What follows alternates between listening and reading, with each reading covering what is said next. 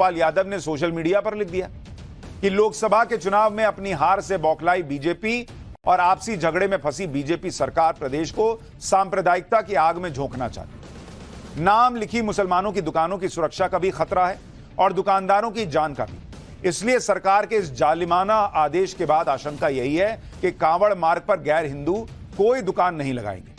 संविधान को खत्म करने की मंशा पालने वाले लोग लगातार असंवैधानिक कार्य करके बाबा साहब अंबेडकर का अपमान कर रहे हैं। उत्तर प्रदेश सरकार के इस घोर असंवैधानिक आदेश का सर्वोच्च न्यायालय संज्ञान ले और इस पर तत्काल रोक लगाए। इसी तरह बहुजन समाज पार्टी की सुप्रीमो मायावती भी योगी सरकार के आदेश से तिलमिलाई हुई।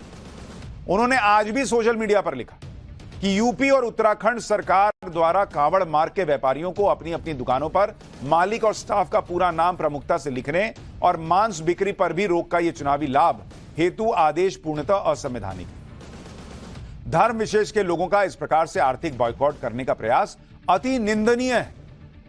इसी तरह कांग्रेस नेता प्रियंका वाड्रा ने लिखा कि हमारा संविधान हर नागरिक को गारंटी देता है कि उसके साथ जाति, धर्म, भाषा या किसी अन्य आधार पर भेदभाव नहीं होगा। उत्तर प्रदेश में ठेलों, खोमचों और दुकानों पर उनके मालिकों के नाम का बोर्ड लगाने का विभाजनकारी आदेश हमारे संविधान, हमारे लोकतंत्र और हमारी साझी विरासत पर हमला है।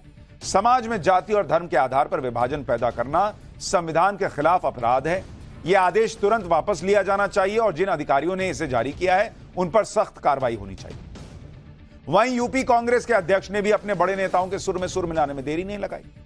अजय राय को सुन लीजिए, फिर आपको बताऊंगा कि इस आदेश से मौलाना कैसे भड़के हुए हैं, ओवैसी क्या कह रहे हैं और ग्राउंड रिपोर्ट क्या कहती है, पब्लिक क्या कह रही है। ये पूरी तरीके से अव्यवहारिक कार्य है और निश्चित तौर से ये अपने जो देश के अंदर, जो अपने समाज के अंदर भाईचारे की भावनाओं को ये खराब करने का कार्य कर रहे हैं, आपस में दूरी पैदा करने का कार्य कर रहे हैं। ये निश्चित तौर से इसको तत्काल निरस्त करना चाहिए।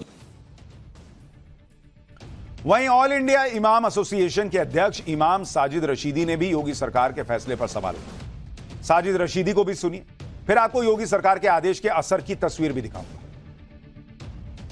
ये फरमान बिल्कुल ऐसा है जो गले से उतरने वाला नहीं है। मैं आपको एक उदाहरण देता हूं। एक आदमी चाय की दुकान भी अगर खोलता है तो उस चाय की दुकान पर लिखता है रशीदी टी स्टॉल। कॉफी की दुकान खोलता है Rashidi coffee house. Chicken mutton की दुकान खोलता है उस पर भी अपना नाम लिखता है। सब लिखते हैं, खाने पीने की सारी चीजों में नाम लिखा हुआ होता है। अब बचा क्या है? रेडी पटरी और ठेली वाले।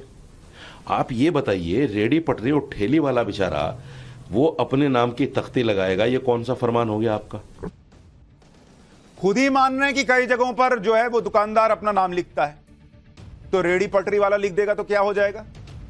दूसरी जगहों पे नाम लिख रहा है तो मुसलमान से आदमी सामान खरीद ले रहा है, रेडी पटरी वाला लिख देगा तो सामान नहीं खरीद देगा पब्लिक। भाई योगी ने तो साफ कर दिया कि कांवड़ यात्रा में अब बिना नाम के काम नहीं चलने वाला, वो चाहे घनश्याम हो या इमरान,